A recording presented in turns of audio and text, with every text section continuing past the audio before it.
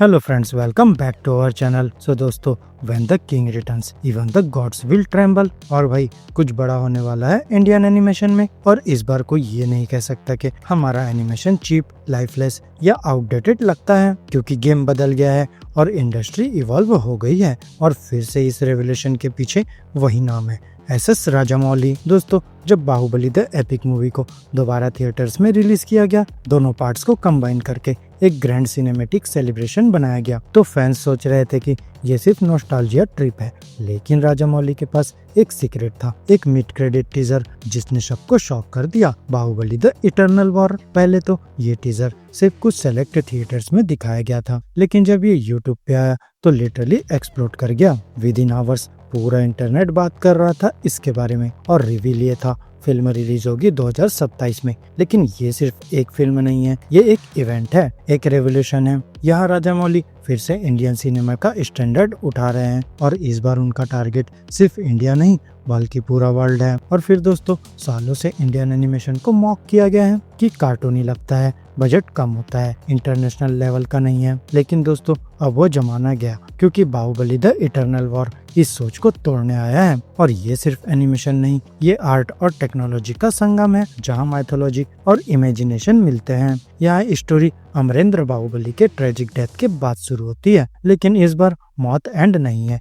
बाहुबली की आत्मा एक अजीब जगह में अटक गई है, न जिंदाओं में न मुर्दों में। और फिर उसके अंदर एक डिवाइन स्पार्क है जो देव और असुर दोनों के लिए खतरा बन गया है। यहाँ दोनों डरते हैं कि अगर ये वॉरियर फिर से उठ गया तो बैलेंस टूट जाएगा। और फिर इसके उसको कंट्रोल करने के लिए इंद्रदेव खुद डिसेंड करते हैं अंडरवर्ल्ड सिटी त्रिपुरा में, जिसे पाताल लोक भी कहा जाता है। और फिर वहाँ एक सररियल मिस्टिकल रियल में बाहुबली मेडिटेशन कर रहा होता है, लॉर्ड शिवा का भक्त होकर एक डिवाइन डांस परफॉर्म करते हुए। और फिर उसके साथ खड़ा है विशासुर, एक शक्तिशाली डिमन जो आयरोनिकली उसका प्रोटेक्टर बन गया है। दोस्तों, यहाँ विशासुर का कैरेक्टर सिंबॉलिक है, एक असुर जो शिव के भक्त को प्रोटेक्ट कर रहा है। और फिर माइथोलॉजी के हिसाब से भी देव और असुर दोनों महादेव के सामने हेडबो करते हैं। यहाँ विशासुर का नाम भी विष से आया है, समुद्र मंथन के पॉइजन से। और फिर ये कनेक्शन शिव और बाहुबली के बीच एक डिवाइन थ्रेड बनाता है। यहाँ टीजर के विजुअल्स देखकर लिटरली गूज़बम्प्स आते हैं।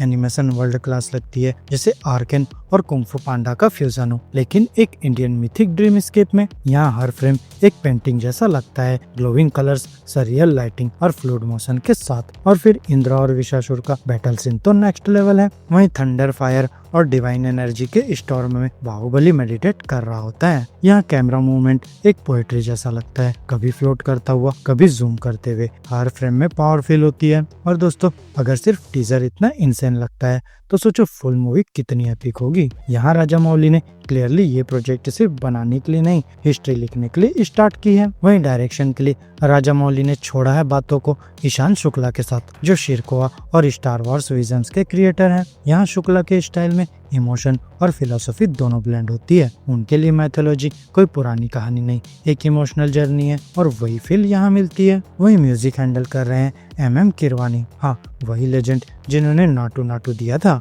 यहाँ उनका म्यूजिक सीन्स को डिवाइन बना देता है। वहीं राजामौली और किरवानी की जोड़ी ऑलरेडी मैजिक क्रिएट कर चुकी है, और इस बार वो मैजिक एनिमेशन में ट्रांसलेट हो रहा है। वहीं दोस्तों, animation production multiple top tier studios कर रहे हैं, इंक्लूडिंग कुछ इंटरनेशनल टीम जिन्होंने आर्केन पे काम किया था। यहाँ राजामौली ने खुद कंफर्म किया था कि वो पेंटरली आर्टिस्टिक स्टाइल चाहते थे, और टीजर में वो क्लियरली दिख रहा है। दोस्तों, अब बाहुबली एक मूवी नहीं, एक यूनिवर्स बन गया है। Comics, spin offs and maybe even an animated series या वीडियो गेम, सब पॉसिबल लग रहा है। और फिर द इटर्नल वॉर एक गेटवे बन सकता है फॉर ग्लोबल एक्सपांसन, जहां इंडियन स्टोरीज दुनिया भर के ऑडियंसेस तक पहुंचे। लेकिन यहाँ सबसे इम्पोर्टेंट बात यह है, ये फिल्म सिर्फ बाहुबली की कहानी नहीं बताएगी, बल्कि इंडियन एनिमेशन के लिए एक न्यू बिगिनिंग बनेगी। और ये प्रूफ है कि हम पिक्सार या डिज्नी के कॉपीकैट नहीं है। यहाँ हमारा अपना स्टाइल, अपना सोल है। वही इंडिया की एनिमेशन इंडस्ट्री अब ग्रो कर रही है,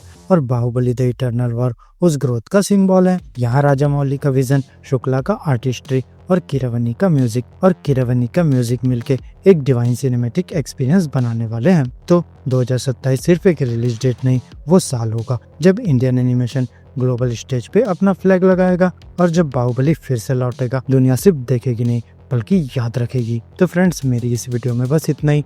आपको हमारी ये वीडियो कैसी लगी अपने थॉट्स कमेंट बॉक्स में शेयर कर सकते हैं।